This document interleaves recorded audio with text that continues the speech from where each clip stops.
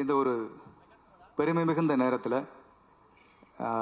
என்னுடைய உரை மிக சுருக்கமாக நிறைவு செய்யணும்னு ஆசைப்படுறேன்.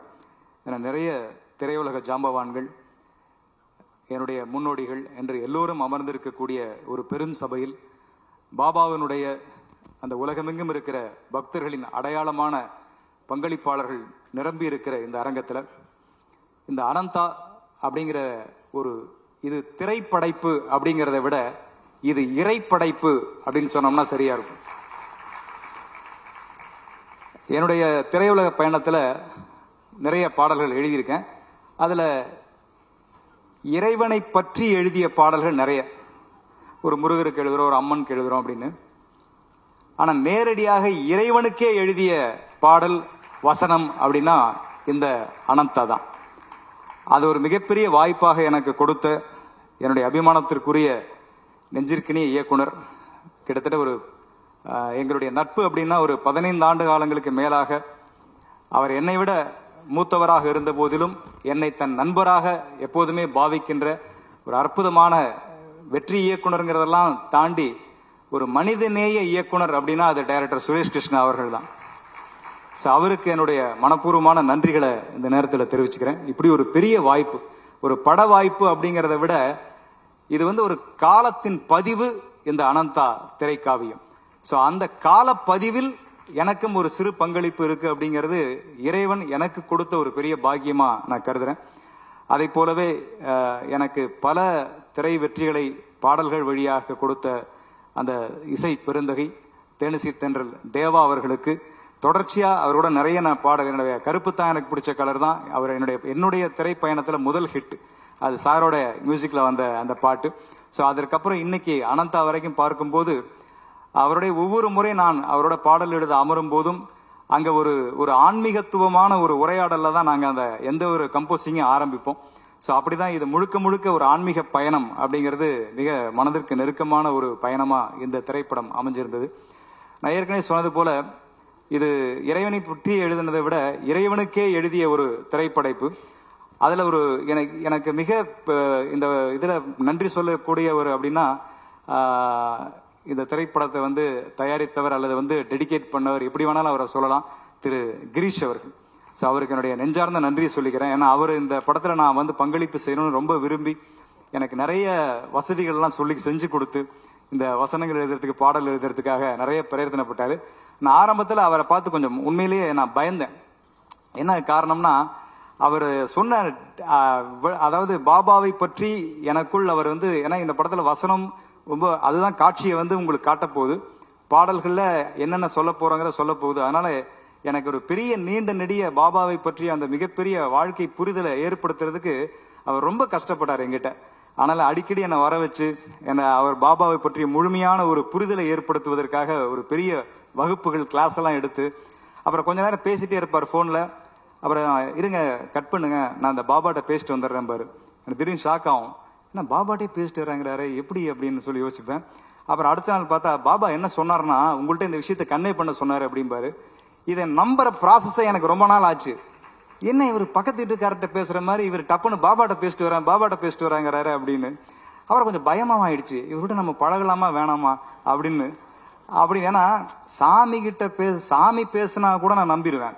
ஆனா சாமி கிட்ட பேசுறாருன்னு சொல்றாரு அவரை நான் எப்பவுமே கொஞ்சம் ஜாக்கிரதை தான் வச்சுப்பேன். ஆனா அது நிறைய பெருகிட்டு, ஆனா கொஞ்சம் கொஞ்சமா பழகதான் கிரீஷ் அவர்கள் பாபாவை நேசிக்கிறாருங்கிறத தாண்டி சுவாசிக்கிறார் அப்படிங்கிறது எனக்கு புரிய ஆரம்பிச்சது. முதல் முறையாக எங்களை எல்லோரையும் புட்டப்பருத்திக்கு அழைச்சிட்டு போய் அந்த மண்ணில் உட்கார்ந்து தான் இந்த படைப்பை நீங்க ஆரம்பிக்கணும் அப்படின்னு சொல்லி அங்க கூட்டிட்டு போய் ஆரம்பிச்சு அங்கதான் மதிப்புக்குரிய ரத்னாகர் அவர்களை சந்திச்சோம். வணக்கம் சார்.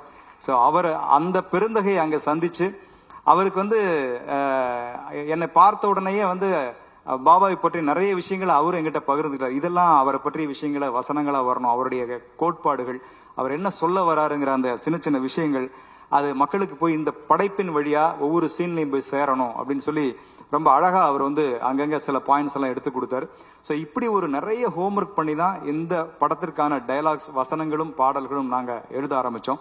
எப்படி நிறைய விஷயங்கள் அனுபவங்கள் நிறைய இருக்கு இந்த படம் முழுக்க. கிட்டத்தட்ட கிரீஷார் எங்களை ஒரு பெரிய ஒரு ஆன்மீக சுற்றுப்பயணமே என்னையும் தேவாசாரையும் கூப்பிட்டுட்டு கிட்டத்தட்ட கோயம்புத்தூர்ல இருந்து புட்டபர்த்தி பெங்களூர்ல இருந்து ஒட்டுமொத்தமா பாபாவுடைய டிவோட்டிஸ் வீட்டுக்கு அங்கெல்லாம் போகும்போது தான் எனக்கு புரிஞ்சுது, இவங்கெல்லாம் பாபாவை வணங்கி கொண்டிருப்பவர்கள் மட்டுமல்ல, பாபாவோடு வாழ்ந்து கொண்டிருப்பவர்கள் அப்படின்னு நிறைய அந்த அற்புதமான மனிதர்களை உலகமெங்கிலும் பார்க்கும்போது, அப்ப அதையெல்லாம் உள்வாங்கினதுக்கு அப்புறமா தான் இந்த படத்தினுடைய காட்சிகள் எல்லாம் எழுத ஆரம்பிச்சோம். அதுல எனக்கு ஒரே ஒரு சிறு விஷயத்தை மட்டும் பகிர்ந்து நான் நிறைய விஷயம் ஆசைப்படுறேன். இதுல நிறைய பாடல்கள் இருக்கு, அதெல்லாம் நீங்க அடுத்தடுத்து கேட்க போறீங்க. படமா வரும்போது சுரேஷ் கிருஷ்ணா சார் ரொம்ப அற்புதமான, ஏற்கனவே சொன்னதை போல இங்க ஒருத்தவங்க சொன்னாங்க, ரொம்ப கமர்ஷியலாவும் பாரதி பாஸ்கர் அம்மா சொன்னாங்கன்னு நினைக்கிறேன், ரொம்ப கமர்ஷியல் வைஸாவும் இந்த படத்தை பண்ணிருக்காங்க அப்படின்னு சொல்லி. உண்மைதான், இது ஒரு ஆர்ட் பிலிம் மாதிரி மட்டும் இல்லாம இது ரொம்ப அழகான எல்லா ஜனரஞ்சகத்துவமான விஷயங்களையும் உள்ளடக்கிய ஒரு திரைப்படைப்பாவும் இந்த படைப்பு வந்திருக்கு. அதுல ஒரே ஒரு சாம்பிள், ஒரு சின்ன ஒரு உதாரணமா சொல்லலாம். எனக்கு பிடித்தமான ஒரு பகுதி சுகாசினி மேடம் அவர்களை காட்சியில் நடிச்சிருப்பாங்க. ரொம்ப பிரமாதமான ஒரு காட்சி. அதுல சும்மா ஊடகமா சொல்றேன், துல்லியமா சொல்ல முடியாது, நீங்க படமா பார்க்கும்போது தெரிஞ்சுக்கலாம். சோ அதுல பாபாவே வேற ஒரு வடிவத்துல வந்துருவார். இப்ப நிறைய கதாபாத்திரங்கள் இருப்பாங்க. அதுல சுகாசினி மேடம் ஒரு கதாபாத்திரம் பண்ணிருப்பாங்க. அவங்க பையனுக்கு ரொம்ப தீவிரமான உடம்பு சரியில்லை, உயிருக்கு போராடிட்டு இருப்பாரு. இப்போ ஒரு சூழ்நிலையில அவங்க அமைதியா உட்கார்ந்து இருப்பாங்க நைட்ல. இப்ப எல்லாரும் போயிருவாங்க. இப்ப பாபாவே வேற ஒரு மனித வடிவத்தில் அங்க வந்திருப்பாரு. இது தீவிரமான பக்தை தான் சுகாசினி மேடம். ஆனா அவங்களுக்கு வந்திருக்கிறது பாபான்னு தெரியாது. சோ இப்ப உரையாடல் என்ன நடக்கும்னா, மனிதனுக்கும் நடக்கிற உரையாடல் இல்ல, வந்திருக்கிற இறைவனுக்கும் மனிதனுக்கும் நடக்கிற ஒரு உரையாடல். சோ அது எழுதுறது அப்படிங்கிறது எனக்கு ஒரு பெரிய சவாலா இருந்துச்சு. சோ மனிதன் பேசிக்கொள்ற வசனம் நம்மளால அனுபவ ரீதியா உணர முடியும். ஆனா பாபாவே பேசுறாரு, அப்ப அவர் எப்படி பேசுவார் ஒரு பக்தை கிட்ட அப்படின்னு நிறைய விதங்கள் எழுதி பார்த்து அது இன்னும் ஃபைன் டியூன் போயிட்டு இருக்கு. இருந்தாலும் இப்ப வந்த வரைக்கும் இருக்கிறதுல ஒரு இரண்டே விஷயங்களை மட்டும் நான் பகிர்ந்துன்னு ஆசைப்படுறேன். அப்ப அந்த தாய் தன்னுடைய மகன் குணமாகணும்னு சொல்லி ரொம்ப வேண்டிப்பாங்க. அப்ப பாபா அங்க வந்திருப்பாரு வேற ஒரு வடிவத்துல. அப்ப சொல்லுவாங்க, அப்போ அந்த அம்மா கேட்பாங்க, இது நியாயமா டாக்டர், இந்த மாதிரி உங்களை நம்பிதான் நான் இருக்கேன், ஆனா இந்த பையன் இப்படி துன்பப்படுறானே அப்படின்னு சொன்ன அந்த பாபா வடிவத்துல வந்த மனிதர் பேசுவாரு, நீங்க தவறா கேக்குறீங்கம்மா, முன்ன மாதிரியே கேளுங்க, எனக்கு என் மகன் தான் வேணும் அப்படின்னு முந்தி எவ்வளவு ஆழமான நம்பிக்கையோட கேட்டீங்களோ இப்பவும் அதே நம்பிக்கையோட கேளுங்க அப்படின்னு சொல்லுவார். இப்ப அம்மா சொல்லுவாங்க, நான் கேட்கறது கடவுள் காதல விழுந்ததாவே தெரியலையே, இது நம்ம மனுஷங்க நிறைய பேருக்கு இருக்கிற ஒரு ப்ராசஸ். இந்த பிரார்த்தனையில நம்ம நம்பிக்கை இருக்கு பாருங்க, அது ரொம்ப பெரிய ப்ராசஸ். சோ அப்போ இவனுக்கு கேட்குதா இல்லையானே தெரியலையேன்னு கடவுளை பார்த்து திரிட்டு இருப்போம். சோ அதுவும் அவனுக்கு கேட்கும் அப்படிங்கறத நம்ம புரிஞ்சுக்கிறது இல்ல. சோ நான் கேட்கறது கடவுள் காதல விழுந்ததாவே தெரியலையே அப்படின்னு சொல்லும்போது அப்ப பாபா சொல்லுவாரு, அதாவது நீங்க கேட்ட உடனே போட்டோல இருந்து விபூதி கொட்டணும் அப்படிதானே அப்படின்பாரு. அந்த அம்மா பார்த்துட்டு இல்லை, ஏன்னா நமக்கு இந்த மேஜிக் பண்ணாதானே நமக்கு கடவுளையே நம்புவோம்.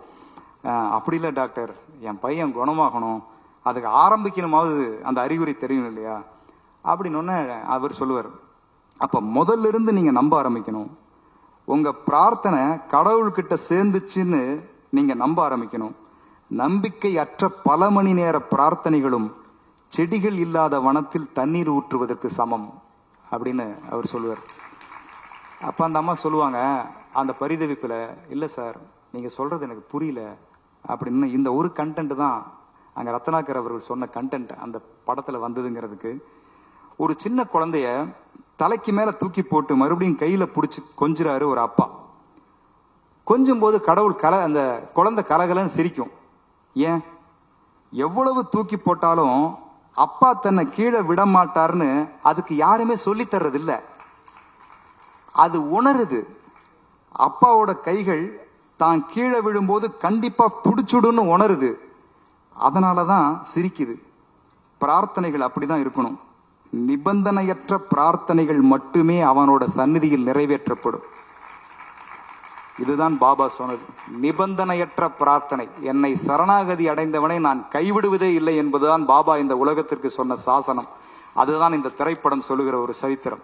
இதை பார்க்கும்போது கண்டிப்பாக பாபாவை புரிந்தவர்கள், அறிந்தவர்கள், புரியாதவர்கள் எல்லாருக்குள்ளேயுமே அந்த பாபாவினுடைய தெய்வீக அருள் என்பது பாசனமாகும் அப்படிங்கிறது இங்க இருக்கிற படைப்பாளிகளில் நானும் ஒருவனாக அந்த நம்பிக்கையை கட்டியும் கூற கடமைப்பட்டிருக்கிறேன்.